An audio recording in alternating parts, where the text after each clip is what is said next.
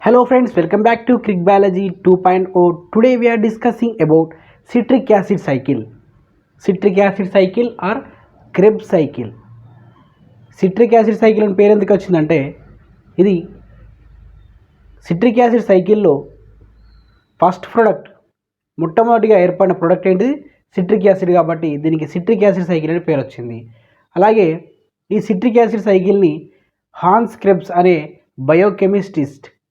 బయోకెమిస్ట్రిస్ట్ ఇది Hans Krebs అనే scientist కనుగొన్నాడు కాబట్టి క్రెబ్స్ సైకిల్ అని పేరు ఇవ్వడం జరిగింది.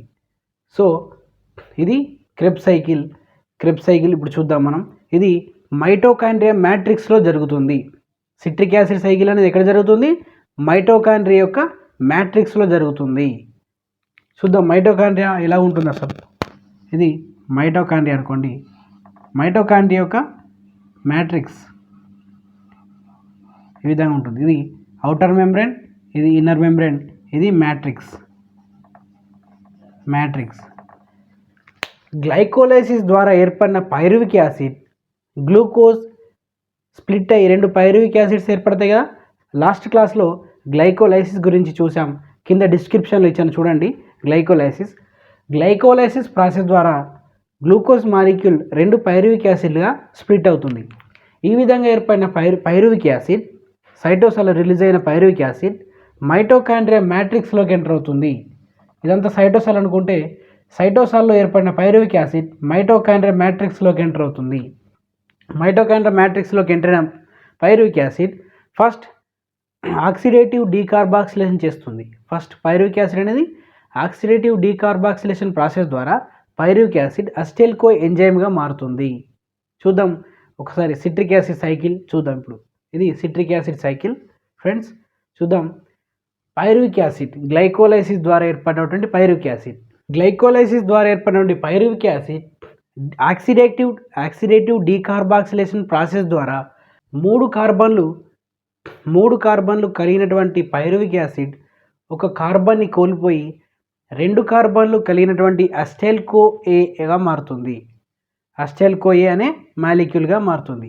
ఇక్కడ పైరువిక్ యాసిడ్లో మూడు కార్బన్లు ఉంటాయి, అసిటైల్ కో ఏలో రెండు కార్బన్లు ఉంటాయి. ఇక్కడ ఒక కార్బన్ రిమూవ్ అయిపోయింది. ఏ విధంగా? ఆక్సిడేటివ్ డీకార్బాక్సిలేషన్ ప్రాసెస్ ద్వారా. Decarboxylation means removal of carbon. ఇక్కడ కార్బన్ డైఆక్సైడ్ మాలిక్యూల్ అనేది రిమూవ్ అయిపోయింది. ఇక్కడ మూడు కార్బన్లు రెండు కార్బన్లుగా మారాయి. ఈ ప్రాసెస్కి ఉపయోగపడే ఎంజైమ్ ఏంటి? పైరువిక్ యాసిడ్ డీహైడ్రోజినేజ్ మీన్స్ ఇక్కడ పైరువిక్ యాసిడ్ అనేది రెండు ప్రోటాన్లను NAD+కి ఇచ్చేస్తుంది. NAD+ అనేది ప్రోటాన్ తీసుకునే మాలిక్యూల్. ఇది NAD+ రెండు ప్రోటాన్లను తీసుకొని NADHగా మారుతుంది. NADH+Hగా మారుతుంది. రెండు ప్రోటాన్స్ అంటే H+. ప్రోటాన్ అంటే ఏంటిది? H+. ప్రోటాన్ అంటే H+. ఇక్కడ పైరువిక్ యాసిడ్ రెండు ప్రోటాన్లను రెండు H+లను NADకి ఇస్తుంది. NAD+ ఉంది కదా. NAD+కి రెండు ప్రోటాన్లను ఇవ్వడం ద్వారా ఇది NADHగా మారుతుంది. ఈ విధంగా డీహైడ్రోజినేజ్ ఎంజైమ్ సమక్షంలో NAD+కి పైరువిక్ యాసిడ్ రెండు ప్రోటాన్లను ఇచ్చి NADH రిలీజ్ చేస్తుంది. అదేవిధంగా పైరువిక్ యాసిడ్ ఒక కార్బన్ని కోల్పోయి అసిటైల్ కో ఎంజైమ్గా మారుతుంది. ఇక్కడ మనకు రెండు ఎంజైమ్స్ పనిచేస్తున్నాయి, డీహైడ్రోజినేజ్ అండ్ డీకార్బాక్సిలేజ్. కార్బన్ రిమూవ్ అవుతుంది అండ్ డీహైడ్రోజినేషన్ జరుగుతుంది. సో ఇది ఎంజైమ్ని కాంప్లెక్స్ ఎంజైమ్ అంటారు. ఈ ప్రాసెస్ని కాంప్లెక్స్ ప్రాసెస్ అంటారు. ఇది పైరువిక్ యాసిడ్ అసిటైల్ కో ఎంజైమ్ ఏర్పడే ప్రాసెస్ ఏంటిది? కాంప్లెక్స్ ఎంజైమ్స్ ఇక్కడ ఉపయోగపడుతున్నాయి. డీకార్బాక్సిలేషన్ జరుగుతుంది, డీహైడ్రోజినేషన్ జరుగుతుంది. సో ఇది పైరువిక్ యాసిడ్ నుంచి అసిటైల్ కో ఎంజైమ్ ఏర్పడుతుంది. సో ఈ విధంగా ఏర్పడిన అసిటైల్ కో ఎంజైమ్ మనకు సిట్రిక్ యాసిడ్ స్టార్ట్ చేస్తుంది. ఏ విధంగా అంటే ఆక్సాలోఎస్టిక్ యాసిడ్. మనకు సిట్రిక్ యాసిడ్లో ఆక్సాలోఎస్టిక్ యాసిడ్ అంటే 4 కార్బన్ కలిగినటువంటి ఆక్సాలోఎస్టిక్ యాసిడ్ అసిటైల్ కో ఎంజైమ్తో బైండ్ అయిపోయి, ఇవి రెండు కార్బన్లు కదా. అసిటైల్ కో ఎంజైమ్ రెండు కార్బన్లను కలిగి ఉంటుంది. ఆక్సాలోఎస్టిక్ యాసిడ్ 4 కార్బన్లను కలిగి ఉంటుంది. Acetyl co A and oxaloacetic acid రెండు కలిసిపోయి ఇక్కడ ఫస్ట్ ప్రోడక్ట్ ఏంటిది? Citric acid. ఈ సైకిల్లో సిట్రిక్ యాసిడ్ అనేది ఏర్పడుతుంది. ఇవి రెండు కార్బన్లు, ఇవి 4 కార్బన్లు, మొత్తం 6 కార్బన్లు. 6 కార్బన్లు కలిగినటువంటి సిట్రిక్ యాసిడ్ మాలిక్యూల్ అనేది మనకు సిట్రిక్ యాసిడ్ సైకిల్లో ఫస్ట్ ప్రోడక్ట్. సో ఈ విధంగా ఫస్ట్ ప్రోడక్ట్ సిట్రిక్ యాసిడ్ కావడం వల్ల దీన్ని సిట్రిక్ యాసిడ్ అంటారు. అర్థమైందిగా? సిట్రిక్ యాసిడ్ పేరు ఎందుకు వచ్చింది? సిట్రిక్ యాసిడ్లో ఫస్ట్ ప్రోడక్ట్ సిట్రిక్ యాసిడ్ కాబట్టి, సిట్రిక్ యాసిడ్ సైకిల్లో ఫస్ట్ ప్రోడక్ట్ సిట్రిక్ యాసిడ్ కాబట్టి దీనికి సిట్రిక్ యాసిడ్ సైకిల్ అని పేరు వచ్చింది. సో ఈ రెండు మాలిక్యూల్స్ కలిసిపోవడానికి ఉపయోగపడే ఎంజైమ్ ఏంటిది? Citrate synthase. Citrate synthase. Citrate synthase అనే ఎంజైమ్ సమక్షంలో సిట్రేట్ సింథేజ్ సిట్రేట్ సింథేజ్ అనే ఎంజైమ్ సహాయంతో అస్టెల్కో ఏ అండ్ ఆక్సాలోస్టిక్ యాసిడ్ రెండు కలిసిపోయి 6 కార్బన్ల సిట్రిక్ యాసిడ్ అనేది ఏర్పడింది మనకి. ఇక్కడ ఈ citric acid cycle chemical structure చూసుకున్నట్టయితే ఇందులో 3 కార్బాక్సిలిక్ గ్రూపులు కలిగి ఉంది. ఇందులో 6 కార్బన్లలో 3 కార్బాక్సిలిక్ గ్రూపులను కలిగి ఉంది కాబట్టి ఈ సైకిల్ని ట్రైకార్బాక్సిలిక్ యాసిడ్ సైకిల్ అని కూడా అంటారు. TCA cycle. TCA cycle means tricarboxylic acid cycle. ఇక్కడ దీనిలో 3 కార్బాక్సిలిక్ గ్రూపులు కలిగి ఉంటాయి కాబట్టి దీన్ని ట్రైకార్బాక్సిలిక్ యాసిడ్ సైకిల్ అంటారు. ఇక్కడ సిట్రిక్ యాసిడ్ అనేది ఒక వాటర్ మాలిక్యూల్ని కోల్పోతుంది. సిట్రిక్ యాసిడ్ ఒక వాటర్ మాలిక్యూల్ని కోల్పోవడం వల్ల H2O ఏంటిది? Water molecule. సిట్రిక్ యాసిడ్ ఒక వాటర్ మాలిక్యూల్ని కోల్పోవడం వల్ల ఏ ఎంజైమ్ సమక్షంలో? Aconitase. Aconitase aconitase aconitase enzyme సమక్షంలో సిట్రిక్ యాసిడ్ ఒక వాటర్ మాలిక్యూల్ని కోల్పోయి సిస్ అకోనిటిక్ యాసిడ్ ఏర్పడుతుంది. Cis aconitic acid. Cis aconitic acid అంటే ఏంటిది? సిస్ అంటే మనకు కెమికల్ స్ట్రక్చర్లో ట్రాన్స్ అండ్ సిస్ ఉంటాయిగా. ఎదురుగా ఉన్నట్టయితే ట్రాన్స్, పక్కకు ఉన్నట్టయితే సిస్. ఇక్కడ కెమికల్ స్ట్రక్చర్లో చేంజెస్. వాటర్ మాలిక్యూల్ కోల్పోయింది కదా సిట్రిక్ యాసిడ్. వాటర్ మాలిక్యూల్ని కోల్పోవడం వల్ల దీని యొక్క స్ట్రక్చర్లో చేంజెస్ వస్తాయి. సిస్ ట్రాన్స్లో చేంజెస్ రావడం వల్ల ఇక్కడ సిస్ అంటారు. అంటే ఒక వాటర్ మాలిక్యూల్ కోల్పోయింది అంటే కార్బన్కు హైడ్రోజన్కు ఉన్న బంధం, అంటే కార్బన్కు హైడ్రోజన్తో ఉన్న బంధం అనేది బ్రేక్ డౌన్ అయ్యి డబుల్ బాండ్ ఏర్పడుతుంది. అక్కడ కార్బన్కు హైడ్రోజన్కి ఉన్న బంధం విడిపోతుంది, హైడ్రోజన్ రిలీజ్ అవుతుంది, ఈ బాండ్ డబుల్ బాండ్గా మారుతుంది. సో ఇక్కడ కెమికల్ స్ట్రక్చర్లో సిస్ ఏర్పడడం వల్ల దీన్ని సిస్ అన్నారు. Aconitic acid. అకోనిటిక్ యాసిడ్ అంటే ఇక్కడ ఏది ఉపయోగపడే ఎంజైమ్ ఏంటిది? అకోనిటేజ్. అకోనిటేజ్ కాబట్టి దీనికి అకోనిటిక్ యాసిడ్ అని పేరు పెట్టారు. సిస్ కెమికల్ స్ట్రక్చర్లో సిస్ ఏర్పడ్డది కాబట్టి సిస్. ఇది ఎంజైమ్ ఏంటిది? అకోనిటేజ్ కాబట్టి ఏర్పడే ప్రోడక్ట్కి కూడా సిస్ అకోనిటిక్ యాసిడ్ అని పేరు పెట్టడం జరిగింది. ఇక్కడ ఇది కూడా 6 కార్బన్స్నే కలిగి ఉంటుంది. సిస్ అకోనిటిక్ యాసిడ్ కూడా 6 కార్బన్స్నే కలిగి ఉంటుంది. ఇక్కడ వాటర్ మాలిక్యూల్ ఒకటే రిమూవ్ అయిపోయింది. Next cis aconitic acid. Cis aconitic acid మళ్ళీ హైడ్రేషన్ జరుపుతుంది. హైడ్రేషన్ మీన్స్ వాటర్ మాలిక్యూల్ని తిరిగి తీసుకుంటుంది. ఇక్కడ డీహైడ్రేషన్ జరిగింది, ఇక్కడ హైడ్రేషన్ జరుగుతుంది.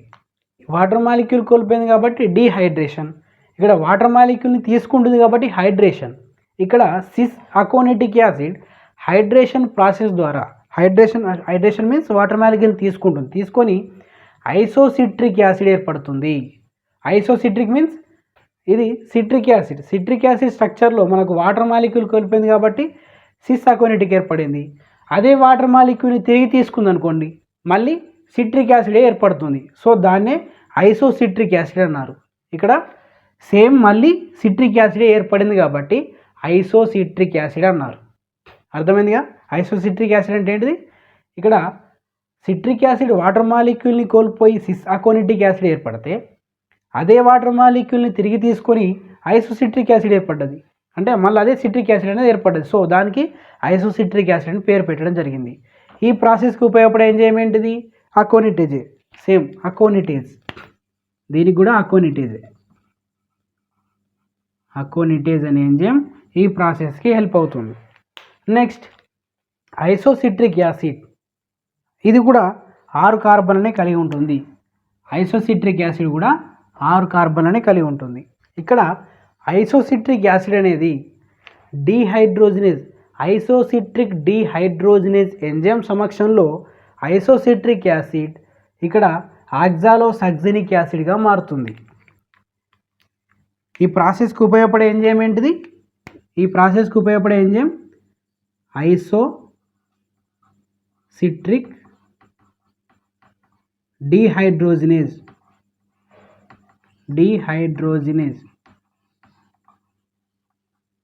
ఐసోసిట్రిక్ డీహైడ్రోజినేజ్ మీన్స్ ప్రోటాన్స్ అంటే హైడ్రోజన్ యాటమ్స్ని రిలీజ్ చేస్తుంది. దేనికి ఇస్తుంది అంటే ఇక్కడ NAD+కి ఇస్తుంది. NAD+ అనేది ఇది ప్రోటాన్లను ఎలక్ట్రాన్లను తీసుకుంటుంది. ఇది తీసుకొని ఏ విధంగా మారుతుంది? NADHగా మారుతుంది. NADH ప్రోటాన్లను తీసుకొని NADHగా మారుతుంది. NAD+ NADHగా మారుతుంది. ఇక్కడ చూడండి, ఇక్కడ నుంచి ఒక NADH వచ్చింది మనకు, ఇక్కడ NADH వస్తుంది మనకి. ఇక్కడ చూద్దాం మొత్తం సిట్రిక్ యాసిడ్లో ఎన్ని NADHలు ఏర్పడతాయో చూద్దాం. ఇక్కడ ఒక NADH ఏర్పడ్డది, దీన్ని ఇక్కడ రాసుకున్నాను నేను. ఇక్కడ డీహైడ్రోజినేజ్ మీన్స్ ఐసోసిట్రిక్ యాసిడ్ 2 ప్రోటాన్లను NAD+కి ఇచ్చేసి ఇది ఆక్సాలోసక్సినిక్ యాసిడ్గా మారింది. ఈ మాలిక్యూల్ని ఇంటర్మీడియట్ మెటాబోలైట్స్ అని కూడా అంటారు. ఈ మాలిక్యూల్ని ఆక్సాలోసక్సినిక్ యాసిడ్ మాలిక్యూల్ని ఇంటర్మీడియట్ మెటాబోలైట్ అంటారు. ఇంటర్మీడియట్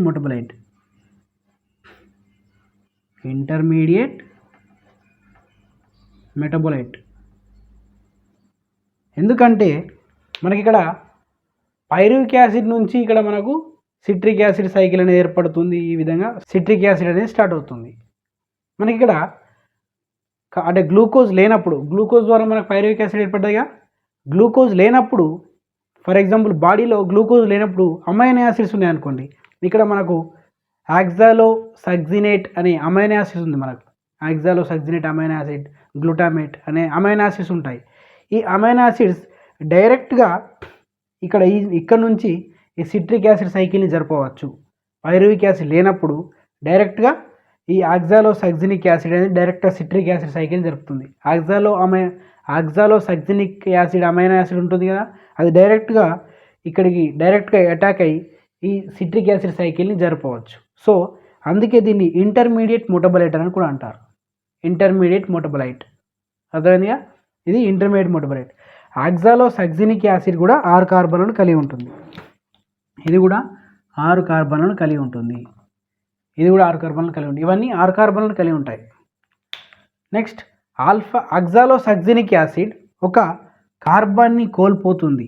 డీకార్బాక్సిలేషన్ ప్రాసెస్ ద్వారా ఒక కార్బన్ డైఆక్సైడ్ మాలిక్యూల్ని కోల్పోవడం వల్ల CO2ను కోల్పోయి oxalosuccinic acid alpha keto glutaric యాసిడ్గా మారుతుంది. ఆల్ఫా మీన్స్ ఫస్ట్ కార్బన్ ఉంటుంది కదా మనకు ఆల్ఫా. ఫస్ట్ కార్బన్లో కీటో గ్రూప్ యాడ్ అయింది కాబట్టి ఇది గ్లూటారిక్ యాసిడ్. మనకు ఇది కూడా ఇంటర్మీడియట్ మెటాబోలైటే. గ్లూటామేట్ ఉంటుంది కదా మనకు అమైనో యాసిడ్లో, గ్లూటామేట్ ఉంటుంది కదా అమైనో యాసిడ్లో, ఆల్ఫా కీటో గ్లూటామేట్. ఇది కూడా డైరెక్ట్గా ఈ అమైనో యాసిడ్ ఈ సిట్రిక్ యాసిడ్ని జరపవచ్చు. దీన్ని కూడా ఇంటర్మీడియట్ మెటాబోలైట్ అని కూడా అనొచ్చు. ఇందులో 5 కార్బన్లు ఉంటాయి. ఇక్కడ మొత్తం మనకు 6 కార్బన్లు. ఇక్కడ ఆక్సాలోసక్సినిక్ యాసిడ్ వరకు 6 కార్బన్లు ఉన్నాయి. ఈ ఆక్సాలోసక్సినిక్ యాసిడ్ డీకార్బాక్సిలేజ్ అనే ఎంజైమ్ సమక్షంలో కార్బన్ని రిమూవ్ చేసుకొని ఆల్ఫా కీటో గ్లూటారిక్ యాసిడ్ అనేది ఏర్పడ్డది. ఇందులో 5 కార్బన్స్ ఉంటాయి. మనకు ఆల్ఫా కీటో గ్లూటారిక్ యాసిడ్లో 5 కార్బన్లు ఉన్నాయి. ఇక్కడ ఒక కార్బన్ రిమూవ్ చేయబడింది. ఉపయోగపడే ఎంజైమ్ ఏంటిది? డీకార్బాక్సిలేజ్.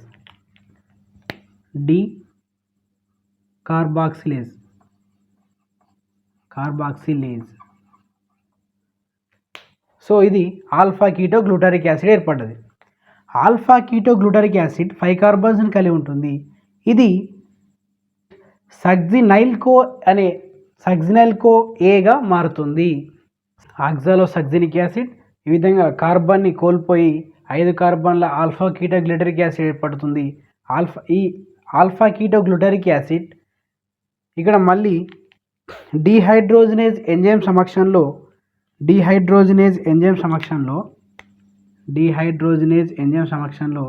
NAD+కి ప్రోటాన్లను ఇచ్చి NADHగా మారుతుంది. డీహైడ్రోజనేజ్ ఎంజైమ్ ఆల్ఫా కీటో గ్లూటారిక్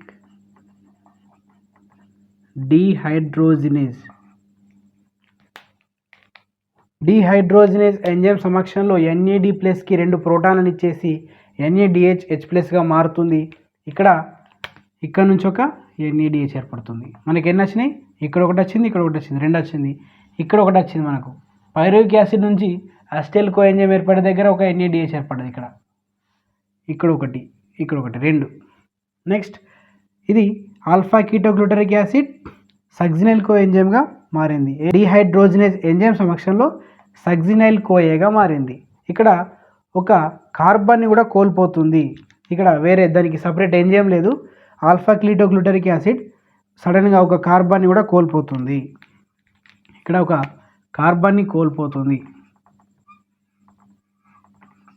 చూడండి, ఇది ఒక కార్బన్ని కోల్పోయింది. ఆల్ఫా కీటోగ్లూటారిక్ యాసిడ్ ఒక కార్బన్ని కోల్పోవడం వల్ల సగ్జినైల్ కోఏ 4 కార్బన్లు కలిగినటువంటి 4 కార్బన్స్ కలిగినటువంటి సగ్జినైల్ కోఏ అనేది ఏర్పడ్డది. ఇక్కడ 4 కార్బన్లు కలిగినటువంటి సగ్జినైల్ కోఏ ఏర్పడింది. ఈ సగ్జినైల్ కోఏ ఇక్కడ థయోకైనేజ్ ఎంజైమ్ సమక్షంలో సగ్జినైల్ కోఏ థయోకైనేజ్ ఎంజైమ్ సమక్షంలో, kinase means donating phosphate enzyme, ఇక్కడ ADPకి ఫాస్ఫేట్ని ఇవ్వడం ద్వారా ATPగా మారుతుంది. ఎవరిస్తారు ఫాస్ఫేట్? థయోకైనేజ్ అనే ఎంజైమ్ సమక్షంలో ఇక్కడ కోఏ అనే గ్రూప్ ఉంది. మనకి ఇక్కడ సల్ఫర్ అటాచ్డ్ గ్రూప్ ఉంటుంది. ఇక్కడ కోఏ సగ్జినైల్ కోఏ ఉందిగా, ఈ కోఏ అనే ఒక గ్రూప్ అనేది థయోకైనేజ్ ఎంజైమ్ సమక్షంలో ఇది రిలీజ్ అయిపోతుంది. కోఏ అనేది రిలీజ్ అయిపోతుంది. సగ్జినిక్ యాసిడ్ మాత్రమే ఉండిపోతుంది. ఈ కోఏ అనేది రిలీజ్ అయిపోతుంది. అలాగే కైనేజ్ ఎంజైమ్ సమక్షంలో ADPకి ఫాస్ఫేట్ గ్రూప్ ఇవ్వడం వల్ల అది ATPగా మారుతుంది. సో ఈ విధంగా సగ్జినైల్ కో ఎంజైమ్ థయోకైనేజ్ ఎంజైమ్ సమక్షంలో సగ్జినిక్ యాసిడ్గా మారుతుంది. ఈ సగ్జినిక్ యాసిడ్ 4 కార్బన్లను కలిగి ఉంటుంది. సగ్జినిక్ యాసిడ్ కూడా 4 కార్బన్లను కలిగి ఉంటుంది. ఇది కూడా 4 కార్బన్లు, ఎందుకంటే ఇక్కడ కార్బన్ని కోల్పోయింది కాబట్టి. ఆల్ఫా కీటోగ్లూటరిక్ యాసిడ్ 5 కార్బన్లు ఉంటాయి కదా, అందులో నుంచి ఇంకో కార్బన్ రిమూవ్ అయిపోయింది కాబట్టి సగ్జినైల్ కో ఎంజైమ్ అనేది 4 కార్బన్లు కలిగి ఉంటుంది. ఇది సగ్జినిక్ యాసిడ్గా మారుతుంది. ఇది కూడా 4 కార్బన్లను కలిగి ఉంటుంది. ఈ సగ్జినిక్ యాసిడ్ డీహైడ్రోజినేజ్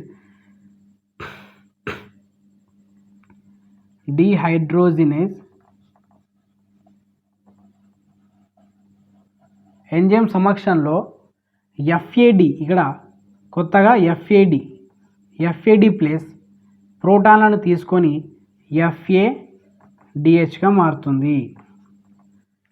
సగ్జినిక్ యాసిడ్ ఉందిగా, సగ్జినిక్ యాసిడ్ డీహైడ్రోజినేజ్ ఎంజైమ్ సమక్షంలో ఫ్యూమరిక్ యాసిడ్గా మారుతుంది.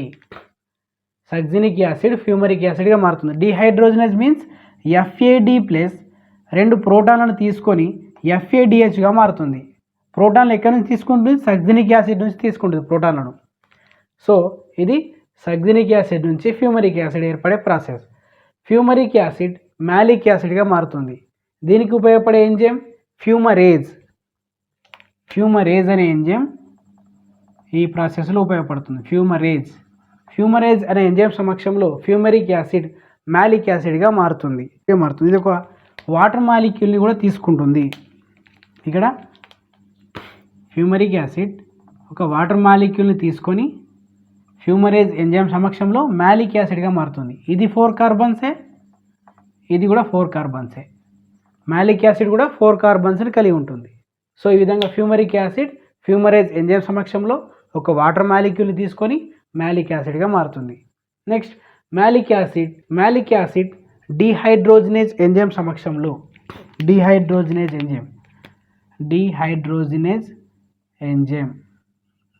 Dehydrogenase enzyme. షార్ట్కట్గా రాసిన డిహైడ్రోజనేజ్ మీన్స్ ఇక్కడ NAD+కి ప్రోటాన్లను ఇచ్చేసి NADHగా మారుతుంది. ఈ విధంగా NAD+కి ప్రోటాన్లను ఇచ్చేస్తుంది మాలిక్ యాసిడ్, NADHగా మారుతుంది.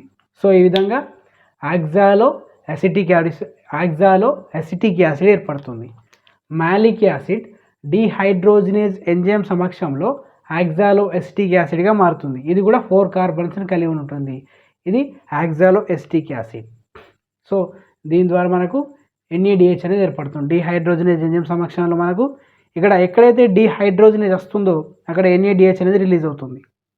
ఫ్రెండ్స్ మనకి ఇక్కడ ఇది లాస్ట్ మెటాబోలైట్, ఇది లాస్ట్ ప్రోడక్ట్. మనకు సిట్రిక్ యాసిడ్ సైకిల్లో మనకు లాస్ట్ ఏర్పడే మాలిక్యూల్ ఏంటిది? ఆక్సాలో అసిటిక్ యాసిడ్. ఇది కూడా 4 కార్బన్లను కలిగి ఉంటుంది. మళ్ళీ ఈ ఆక్సాలో అసిటిక్ యాసిడ్ మళ్ళీ పైరువిక్ యాసిడ్ రాగానే అస్టైల్ కోఎంజైమ్తో కలిసిపోయి మళ్ళీ సిట్రిక్ యాసిడ్ సైకిల్ని జరుపుతుంది. ఈ విధంగా సైకిల్ కంటిన్యూగా జరుగుతూనే ఉంటుంది. రెస్పిరేషన్లో ఈ ప్రాసెస్ లేకుండా ఏరోబిక్ ఆర్గానిజమ్స్ జీవించలేవు. ఒక్కసారి శ్వాస తీసుకున్నప్పుడు గ్లైకోలైసిస్ సిట్రిక్ యాసిడ్ జరిపి మనకి ఇక్కడ ఎనర్జీ అనేది రిలీజ్ అవుతుంది. ఇది oxidation process. Friends citric acid cycle అనేది ఆక్సిడేషన్ ప్రాసెస్. అంటే తీసుకున్న మనం తీసుకున్నటువంటి కార్బోహైడ్రేట్స్ అన్నింటినీ ఆక్సిడేషన్ చేసి దాని ద్వారా ఉత్పత్తి అయిన ఎనర్జీని ఉపయోగించుకొని జీవి అనేది బ్రతకగలుగుతుంది. సో ఇది oxidation process. Citric acid cycle ఈ విధంగా ఆక్సాలో అసిటిక్ యాసిడ్తో ఎండ్ అయిపోయి మళ్ళీ అసిటైల్ కోఎంజైమ్ రాగానే దాంతో కలిసిపోయి మళ్ళీ సిట్రిక్ యాసిడ్ ఏర్పడుతుంది. ఈ విధంగా ఈ సైకిల్ కంటిన్యూస్గా జరుగుతూనే ఉంటుంది. మనకి ఇక్కడ సిట్రిక్ యాసిడ్ సైకిల్ ద్వారా ఎన్ని NADHలు ఏర్పడ్డాయి చూద్దాం. ఇక్కడ పైరువిక్ యాసిడ్ నుంచి అసిటైల్ కోఎంజైమ్ ఏర్పడే ప్రాసెస్లో ఒక NADH. ఇక్కడ మళ్ళీ ఐసోసిట్రిక్ యాసిడ్ నుంచి ఆక్సాలో సగ్జినిక్ యాసిడ్ ఏర్పడే ప్రాసెస్లో ఒక NADH. 2 అయినాయి మొత్తం. ఇక్కడ మళ్ళీ ఆల్ఫా కీటోగ్లూటారిక్ యాసిడ్ నుంచి సగ్జినల్ కో ఏర్పడే ప్రాసెస్లో ఒక NADH, 3 NADH. ఇంకా ఇది FADH. ఇంకొకటి ఇక్కడ మొత్తం 4 NADHలు, ఒక FADH. ఒక NADH ఈజ్ ఈక్వల్ 3 ATPs, ఒక FADH ఈజ్ ఈక్వల్ 2 ATPs. మనకి ఇక్కడ 4 NADHల నుంచి 12 ATPలు ఏర్పడతాయి. ఇక్కడ ఒక FADH నుంచి 2 ATPలు ఏర్పడతాయి. మొత్తం 14 ATPలు, 14 ATPs. ఇక్కడ NADH అండ్ FADHల ద్వారా 14 ATPs ఏర్పడ్డాయి. ఇక్కడ సగ్జినైల్ కోఏ నుంచి సగ్జినిక్ యాసిడ్ ఏర్పడే ప్రాసెస్లో ఇక్కడ ఒక ATP ఏర్పడ్డది కదా. ఇక్కడ మనకు థయోకైనేజ్ ఎంజైమ్ సమక్షంలో ఇక్కడ ఒక ATP ఏర్పడ్డదిగా. దీంతో మొత్తం 15 ATPలు ఏర్పడతాయి. సిట్రిక్ యాసిడ్ సైకిల్ ద్వారా మనకు 15 ATPలు ఏర్పడతాయి. ఒక NADH is equal 3 ATP, 1 FADH is equal 2 ATP, 4 NADH is equal 12 ATP and 1 FADH equal 2 ATP. 12 + 2 14 and this ATP total 15 ATPs. ఒక పైరువిక్ యాసిడ్ నుంచి 15 ATPలు ఏర్పడితే మనకు గ్లైకోలైసిస్లో 2 పైరువిక్ యాసిడ్లు ఏర్పడతాయి కదా. ఒక పైరువిక్ యాసిడ్ నుంచి 15 ATPలు ఏర్పడితే ఇంకో పైరువిక్ యాసిడ్ నుంచి ఇంకో సిట్రిక్ యాసిడ్ సైకిల్ జరిపి ఇంకొక 15 ATPలు ఏర్పడతాయి. మొత్తం 30 ATPs ఏర్పడతాయి. ఒక గ్లూకోజ్ మాలిక్యూల్ నుంచి 30 ATPs ఏర్పడతాయి. మనకు గ్లైకోలైసిస్లో 8 ATPలు, సిట్రిక్ యాసిడ్లో 30 ATPs, మొత్తం టోటల్ 38 ATPs ఏర్పడతాయి. ఒక గ్లూకోజ్ మాలిక్యూల్ గ్లైకోలైసిస్ మరియు సిట్రిక్ యాసిడ్ సైకిల్ జరిపి టోటల్గా మనకు 38 ATPs ఏర్పడతాయి. అర్థమైంది కదా ఫ్రెండ్స్. గ్లైకోలైసిస్లో 8 ATPలు, గ్లైకోలైసిస్లో మొత్తం 10 ATPs ఏర్పడతాయి. రిమైనింగ్ మనకు 8 ఉంటాయి. గ్లైకోలైసిస్లో 8, ఇంతకుముందు చెప్పినటువంటి సిట్రిక్ యాసిడ్లో 15 ఒక పైరువిక్ యాసిడ్ నుంచి 15 వస్తుంది, ఇంకో పైరువిక్ యాసిడ్ నుంచి 15 వస్తుంది, మొత్తం 30.